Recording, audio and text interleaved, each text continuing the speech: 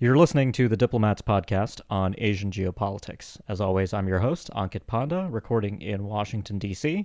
And Katie's still away, so I'm going to have on the show, back on the show actually, a familiar face, Sebastian Strangio, the Diplomats Southeast Asia editor, to help us go over the really remarkable outbreak of a military conflict, essentially, between Thailand and Cambodia. As we record this, that conflict does appear to now have been effectively ended with a ceasefire agreement that was announced on July 28th, mediated by Malaysia. But, Sebastian, I'm hoping today we can go a little bit over why this conflict broke out, what is the origin of this territorial dispute that hasn't really flared up in a while but did flare up this year. What exactly happened in the course of the conflict to the extent that we know, because obviously this is still very fresh and quick moving. And then we'll reflect a little bit about what this tells us about domestic politics in both countries, potential geopolitical ramifications, and about the role of ASEAN, this organization we keep coming back to on this podcast. But of course, these kinds of moments, I think, tell us quite a bit about ASEAN's both limitations and potentially with this ceasefire, some of the opportunities that present themselves. But that's enough for me. Walk us through the origins of this actual dispute between the two countries. I know this goes back a long time, and we don't have to dwell on the history too much. But why did this long-standing territorial dispute flare up this year? Well, as you say, the conflict has deep roots in the colonial period when the border between Siam, as it then was, and French Indochina, of which Cambodia was a part, then was set.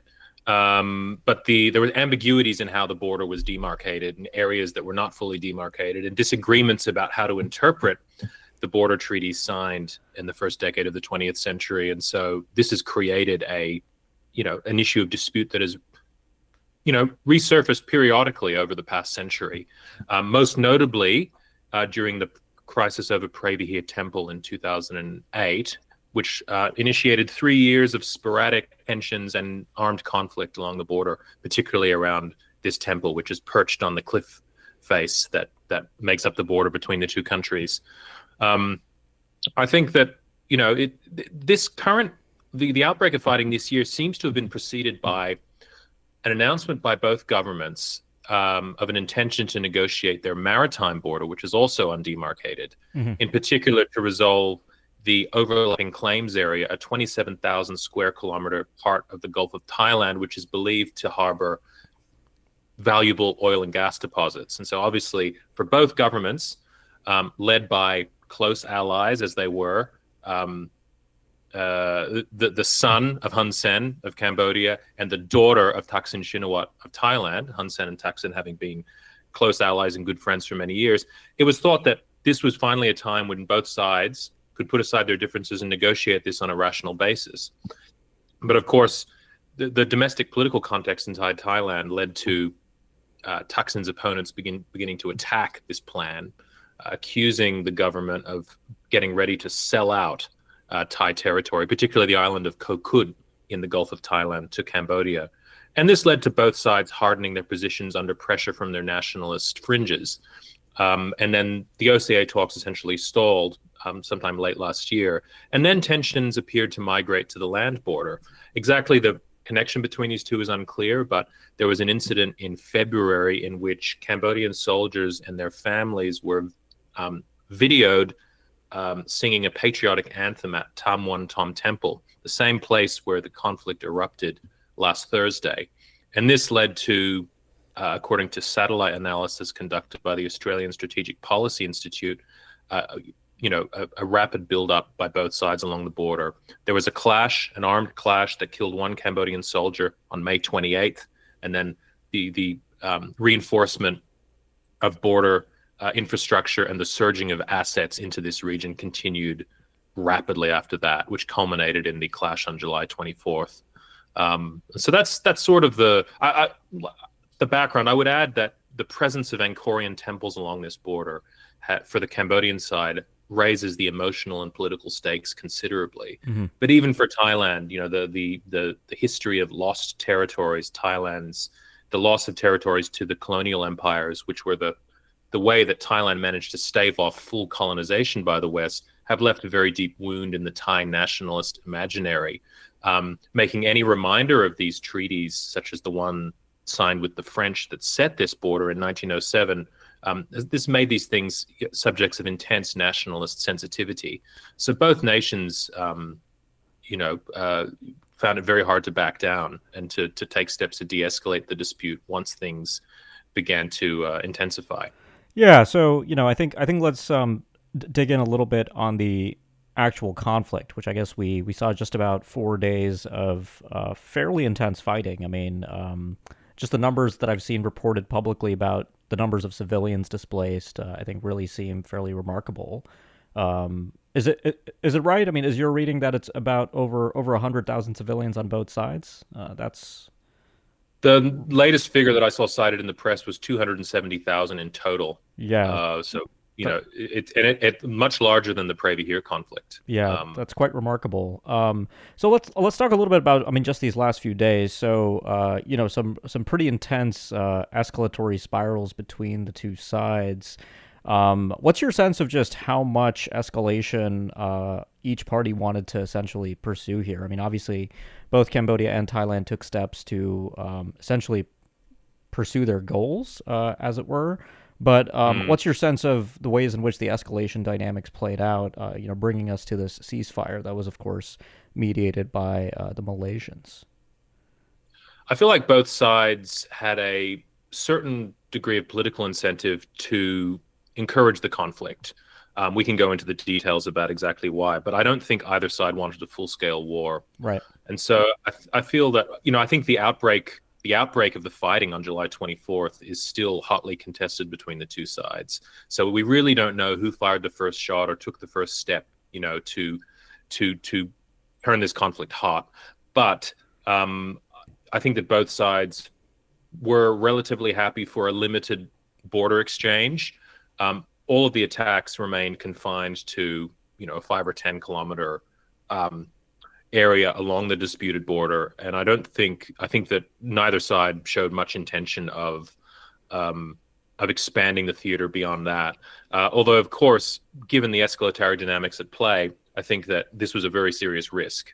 Especially once nationalist passions were engaged in the conflict. I said before, it was very hard for either side to take the first step or be seen to back down in the face of assaults on their sovereignty. But I do think both sides, beneath the bluster, wanted a settlement, and it's not surprising that they managed to broker a ceasefire. Whether that leads to a more fundamental resolution to this border dispute, I'm very skeptical of. But at least the fighting has stopped now, and the two sides can at least hopefully return to the status quo ante. Yeah. So does the ceasefire seem? I mean, first of all, does the ceasefire seem sustainable? Because on one level, I think if neither side is really looking for a broader escalation and this was really about sating kind of domestic nationalist passions, then that's a pretty good outcome for the political leadership in both countries. But then, narratives matter. So what is the face-saving narrative for, both the Thais and the Cambodians here? What are they kind of telling their nationalist constituencies about why this ceasefire essentially suits their interests and why this conflict should stop right now? This is unclear as of yet. I mean, Yeah. the agreement just happened yesterday, and I haven't really seen attempts to justify this and explain this to the people. I mean, interestingly, Cambodia has all along, since the dispute erupted on May 28th with the armed clash that killed a Cambodian soldier, Cambodia has professed a desire to take this dispute to the International Court of Justice. And so a lot of its messaging, both to its own public and to the international community as a whole, has been based around the idea that Cambodia wants international mediation. Thailand, of course, has rejected ICJ intervention, not least because the ICJ ruled against it in the Previer Temple case on 2 occasions. And Thailand has not recognized the jurisdiction of the ICJ for that reason since 1960. And so Thailand was bound to reject that. But the outcome of the ceasefire is a return to bilateral talks to de-escalate the current crisis. Firstly, military to military talks along the border, and then on August the 4th, a meeting of the General Border Committee, which the two sides established in 2000 to handle these sorts of disputes. And so the Cambodians have seemingly abandoned, or at least they've agreed to what Thailand preferred, a bilateral resolution to the crisis. The fact that this ceasefire was negotiated by a third party, by ASEAN, which Thailand a couple of days ago was holding out against, may suggest maybe the face-saving aspect to this for the Cambodian government. On the Thai side, I haven't really seen anything to suggest, how the Thai government is presenting this to the public. But I do think the current government in Thailand will continue to come under pressure from the nationalist, royalist right wing, as it has done in a whole lot of issues unrelated to the border dispute over the past several months. Yeah, well, as you said, it's still very early days, so we'll get a better indicator on both those fronts, I think, going ahead. Were you surprised by sort of Malaysia's role here? I mean, Malaysia is currently the chair of ASEAN. So is this Malaysia acting essentially out of a sense of obligation, essentially, as the current chair of ASEAN, or is there something unique about the Malaysian leadership right now that really made Malaysia something of a natural mediator? Were you, were you surprised that the Malaysians were the ones to play this role of convening the leaders from both sides to get to the ceasefire? I'm not really surprised. I think this is really, a bilateral dispute between two ASEAN member states. Yeah. This is basically table stakes for ASEAN. If it was it's come under a lot of pressure for its supposed inaction on the conflict in Myanmar and its difficulties in forging a consensus on the South China Sea disputes that, of course, involve several ASEAN member states. But a bilateral dispute between two ASEAN members really should be, there's no excuse for ASEAN not to take the lead on this. And I think Anwar, all of his comments since assuming the chairmanship at the start of this year have talked about the need to fortify ASEAN's international credibility. And so I think this is ASEAN functioning essentially as it was designed to function. The question now is, Anwar has talked about sending observers and putting ASEAN mechanisms in place in order to ensure the stability of this ceasefire. So this will be a further test. But I think it's worth noting that the lack of apparent ASEAN interest in the Pray Here temple crisis in 2008 was something that I think angered the Cambodian government particularly. And so I think that, the fact that ASEAN appears to be playing a more active role in taking this conflict a little bit more seriously is a good sign. And we'll have to wait and see, because obviously a lot depends on the ceasefire holding and as you mentioned before, domestic political constituencies in both Thailand and Cambodia, and whether they're happy with the current outcome. But there's a lot of water still to go under the bridge. Yeah, no, I think that's a really useful kind of reflection on ASEAN, which of course has gotten its fair share of criticism in recent years in dealing with a number of these regional issues that you cited. So this is the Asia Geopolitics podcast, and I've been reading a lot of kind of coverage of this, and there is obviously the temptation to slot these two countries, Thailand and Cambodia, into their respective great power camps, right? The Thais being an American ally and Cambodia being a very close partner of China in a variety of ways. We've had a statement from, of course, President Trump taking credit for the ceasefire. And I guess China's been a little bit more nuanced in the way it's sort of maneuvered as this broke out. What, if anything, is there to say at this point about how this border flare-up between Thailand and Cambodia kind of slots into these broader geopolitical dynamics? Is that just simply overwrought at the moment, or is there something there?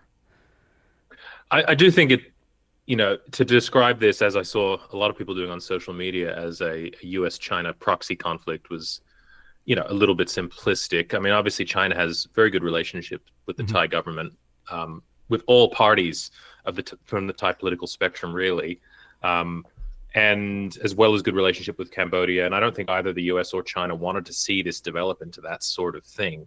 I think both probably saw this as a needless conflict that should be resolved swiftly, in the interests of everybody involved. I do think that on the Cambodian side,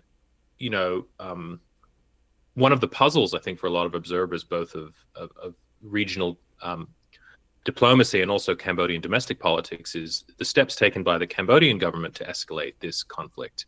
The ASPI satellite analysis shows that Cambodia was responsible for a majority of the escalatory steps in the lead up to the outbreak of fighting on July 24th. and and of course, former Cambodian Prime Minister Hun Sen leaked a phone call regarding the border dispute with Phet Tong Tan, the Thai Prime Minister, who's since been suspended because of that. And the question of Hun Sen, why he's doing what he's doing, and why he sought to stoke tensions with Thailand, even if he's not fully responsible for the conflict, why he did this. And I think the question of China is an important factor here. After the 2008 Privy Here crisis, I think Hun Sen realized that ASEAN couldn't really protect Cambodian sovereignty if push came to shove. And the inaction of ASEAN, or apparent inaction on the dispute at the time, reinforced his idea that he needed a more powerful patron who could both secure his interests domestically by giving him a free hand to go after his opponents, but also the ability to stand up to the two neighboring countries, Vietnam and Thailand, that had historically been the main sources of threat to Cambodian sovereignty. And so I think that the slightly more aggressive, forthright position that the Cambodian government takes has connected to that, China's emergence as a serious power in Southeast Asia over the past 2 decades, and certainly since 2008, the time of the most recent border conflict. And so that's one aspect that I think is interesting and worth mentioning. Yep. But at the same time, the idea that China would step in, I think was never likely, and I don't think the Chinese wanted this conflict to any extent. It's interesting that they seem to have echoed the Cambodian position that the crisis should be resolved on the basis of international law. I don't think they've explicitly mentioned the ICJ, but they've sort of made vague references to the need for that sort of mediated resolution. But look, I think there's a sort of geopolitics pilled online commentator who wants to insert also all of these conflicts into a binary U.S.-China situation, but really the situation is much more complex than that. And I think the presence of American and Chinese officials at the talks in Malaysia was interesting, but I think it displayed the fact that both wanted a swift. I think they were both lending their backing to the Malaysian effort to bring this conflict to a swift end. And yeah, that's pretty much it. Yeah, no, that's useful. I mean, I think for a lot of those so-called geopolitics-pilled commentators, it's often easy to forget the domestic political drivers of these types of disputes, and I think that was very helpful context here. So I think you've done, just a remarkable job of just kind of helping us contextualize all of this in just under 20 minutes here. But looking ahead with this dispute and kind of Thai-Cambodian relations, what are you going to be watching for in the coming weeks and months? Well, I think, as you intimated before, I think the domestic reaction to this will be interesting. Yeah. Whether in Cambodia, it's not such an issue because there's really no opposition within the country anymore that poses any serious threat to the Cambodian government. Inside Thailand, though, Phet Tong Tan has been suspended and is very likely to be removed from office sooner or later. And then the question is, what Thai government replaces it, what its political coloration is, will there be a new election, whether the border issue will once again, figure into that. I suspect that this is going to die down and we're going to return to the unresolved status quo ante, and the border issue will remain dormant until the next conflict kicks off at some point in the future. But yeah, my prediction is that neither side has the political capital to make the concessions necessary to resolve this crisis on a final basis, and so it's going to continue to drag on. But yes, I'll be mostly looking at domestic Thai politics and to see whether agitation over the border continues or whether everybody feels like their appetite for revenge against Cambodia or whatever is sated. Great. Well, Sebastian, thank you so much for hopping on early your time to talk over these 4 days of clashes and the ceasefire. Really, really helpful context.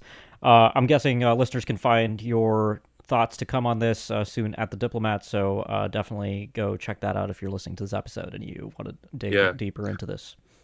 Yeah, I did a big piece yesterday actually on the origins of the conflict and and how this fits into the domestic politics on both sides. Of course, it was published almost to the minute that the ceasefire was announced, rendering it slightly moot. But I think if people are interested in the deeper story of what's driving these periodic conflicts between the two countries, it would be worth checking out. It's on the Diplomat website at the moment. Absolutely, no. I think that's history. Unfortunately, doesn't immediately become moot, I guess, with these kinds of developments. But thanks again for taking the time, and I'll look forward to having you back on the next time we have a flare up in Southeast Asia.